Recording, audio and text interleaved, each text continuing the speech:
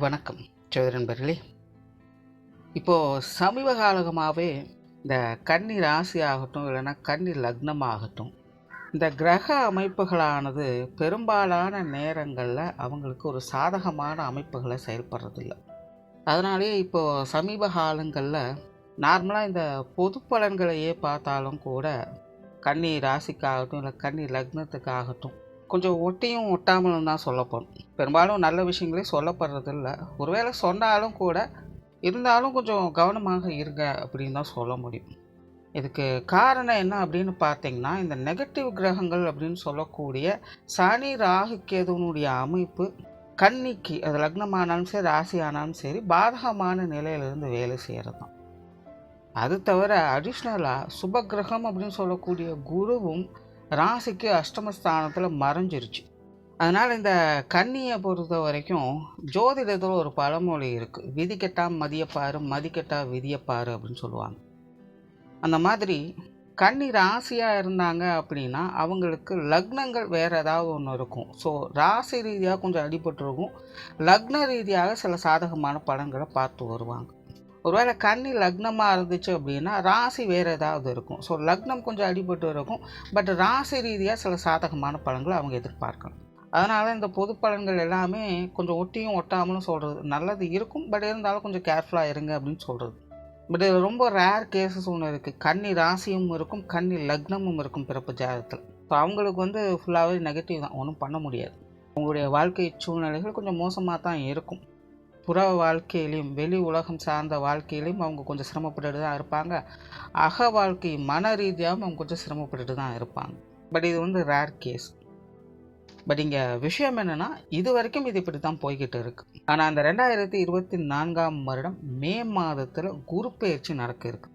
குரு மேச ராசியிலிருந்து ரிஷப ராசிக்கு பயிற்சி ஆவாங்க. அங்கே ஒரு வருட கால சஞ்சாரம் குருவுக்கு இருக்கும். அதாவது உங்களுடைய ராசி லக்னத்துக்கு 9ஆம் இடத்துல குரு அமர்வாங்க. அதாவது முழு சுப கிரகம் என்று சொல்லக்கூடிய குருவினுடைய அனுகிரகம் கிடைக்கக்கூடிய காலகட்டம். பொதுவாக யோகஸ்தானத்தில் மற்ற கிரகங்கள் அமர்வதற்கும் குரு அமர்வதற்கும் ஒரு வித்தியாசம் இருக்குது. அதாவது யோகஸ்தானத்தில் மற்ற கிரகங்கள் அமர்ந்துருச்சு அப்படின்னா அந்த யோகஸ்தானத்திற்கு உண்டான பலன்கள் மட்டும்தான் கிடைக்கும். ஆனால் குரு அங்கே அமரும் பொழுது குருவினுடைய பார்வை அந்த ராசிக்கோ லக்னத்திற்கோ கிடைக்கும். ஸோ குருவினுடைய யோக பலம் மட்டுமல்ல, பார்வை பலமும் அடிஷ்னலாக உங்களுக்கு கிடைக்கும். அது மட்டும் அல்ல, குரு அங்கே மாறும்பொழுது குருவுக்கு 11ஆம் இடத்துல ராகு இருக்கும்.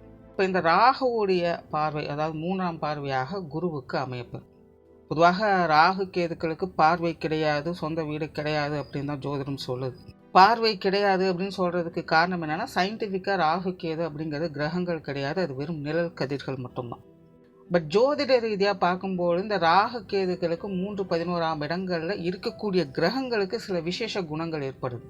ஸோ அந்த வகையில் சிலர் பார்வை பலம் இருக்குது அப்படின்னு சொல்லுவாங்க. ஸோ அப்படி பார்க்கும்பொழுது இந்த ராகுடைய பார்வை குருக்கு விழும். இந்த ராகு அபரிவிதத்தன்மையை ஏற்படுத்தும், நல்லதும் சரி கெட்டதும் சரி. ஸோ இந்த நல்லது கெட்டதில் எதை வச்சு டிசைட் பண்ணோம் அப்படின்னு பார்த்தீங்கன்னா, அது இருக்கக்கூடிய இடத்தை வச்சு, அதாவது ஸ்தானத்தை வச்சு, அதன் கூட இருக்கக்கூடிய கிரகங்களை வச்சு, அதற்கு கிடைக்கக்கூடிய கிரகங்களின் பார்வையை வச்சு, அல்லது நட்சத்திர பலத்தை வச்சு, இது எல்லாத்திற்கும் மேலே சுய ஜாதகத்தில் ராகுனுடைய அமைப்பு இப்போ இருக்கக்கூடிய ராகுக்கு எப்படி இருக்குது அப்படிங்கிறத வச்சு இது பாசிட்டிவாக நெகட்டிவாக வேலை செய்யுமா இல்லையா அப்படிங்கிறது தெரிஞ்சுக்கலாம். ஆனால் இப்போதைய நிலை பொதுவாக அப்படின்னு பார்க்கும்பொழுது சுப கிரகமான குருவுக்கு இந்த ராகுனுடைய பார்வை கிடைக்குது. ஸோ அந்த குரு உங்களுக்கு யோகஸ்தானத்துலேருந்து வேலை செய்கிறாங்க. குருவுக்கு அடிஷ்னல் பவர் இருக்குது. அப்போ இங்கே கன்னி ராசியினுடைய பொதுவான அமைப்பு அப்படின்னு பார்த்தோம்னா, அதாவது ராசி ஆகட்டும் லக்னம் ஆகட்டும், கன்னியில் கேது இருக்கும், ஆப்போசிட்டில் ராகு இருக்கும், கன்னிக்கு யோகஸ்தானத்தில் குரு இருப்பாங்க. தவிர 6ஆம் இடத்துல சனி. இப்போது கன்னியினுடைய பொசிஷனை ஓவராலாக டேக் அவுட் பண்ணியிருக்கிறது இந்த கேது தான். ராகுவை போலவே இந்த கேதுவும் அபரிவிதத்தன்மையை கொடுக்கக்கூடியது. பட் இதை உங்களுடைய புற வாழ்க்கையில் பார்க்க முடியாது. ஏன்னா கேது ஞான கிரகம். இது எல்லாமே உங்களுடைய அக வாழ்க்கையை சேர்ந்தது.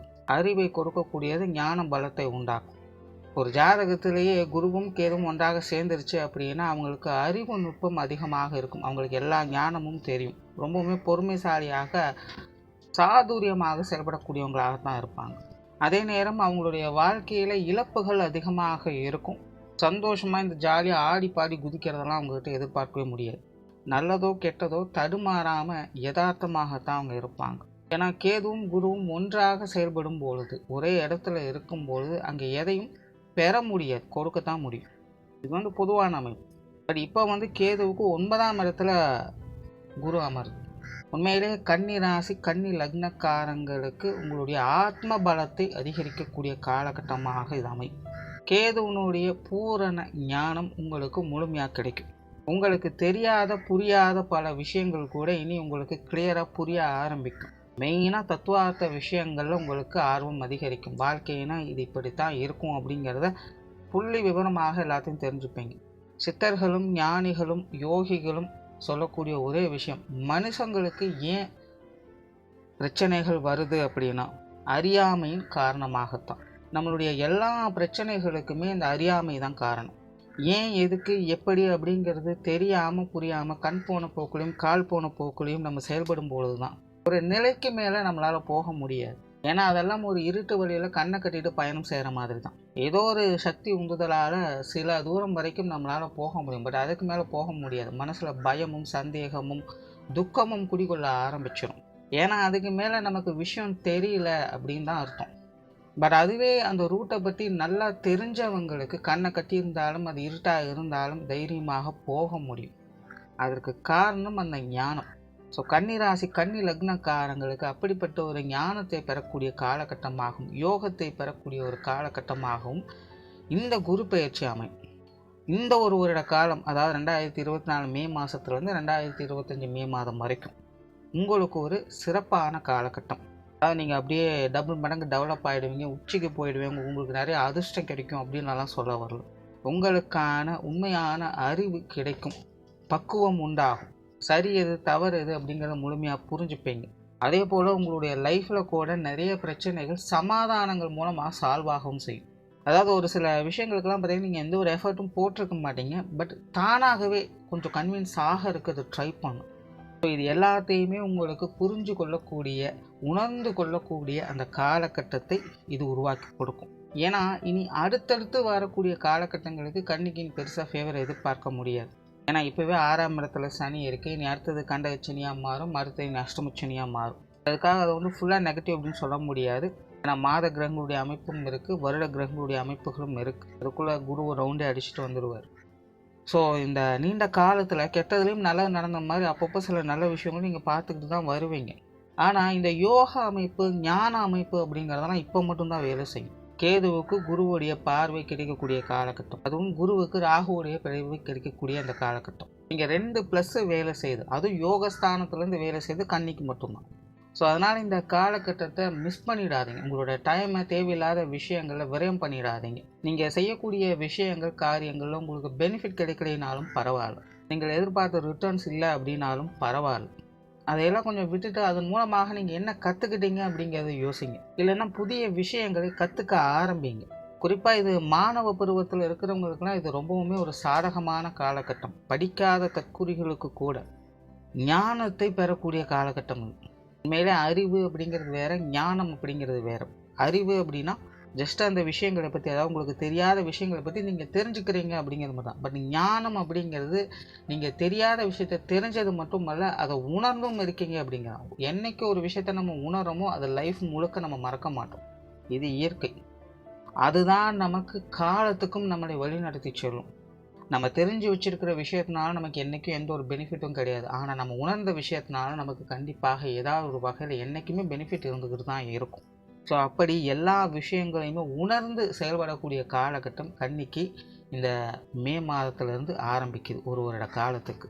ஸோ சரியான முறையில் இந்த காலகட்டத்தை யூஸ் பண்ணுங்கள். திரும்பவும் சொல்கிற பெனிஃபிட்ஸ் எல்லாம் பெருசாக எதையும் எதிர்பார்க்காதீங்க. சுய ஜாதக ரீதியாக பார்க்கும்போது இதில் சில மாற்றங்கள் இருக்கும். சிலருக்கு யோக காலம் இந்த டைமில் வேலை செய்யலாம், சில விஷயங்கள் பெனிஃபிட்டும் கொடுக்கும், சிலருக்கு பெனிஃபிட்டும் இருக்காது. இப்போ முன்னாடி சொன்ன அந்த ரேர் கேஸ் மாதிரி கன்னி ராசி கன்னி லக்னக்காரங்களுக்குலாம் பார்த்தா கொஞ்சம் சிரமம் தான்.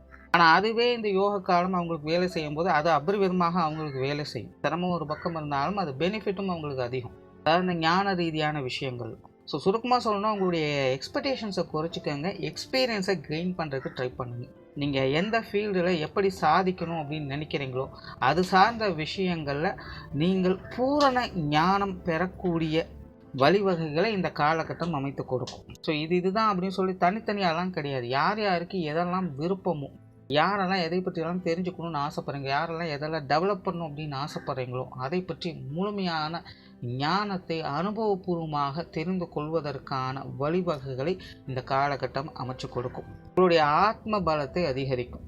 அதனால் இந்த காலகட்டங்களில் எதற்கும் சோர்ந்து போகாதீங்க, விடாமுயற்சியை கைவிடாதீங்க. நீங்கள் பிறப்பெடுத்ததற்கான அர்த்தத்தையே அதன் காரணத்தையே உங்களால் புரிஞ்சுக்க முடியும். நன்றி, வணக்கம், வாழ்க வளமுடன்.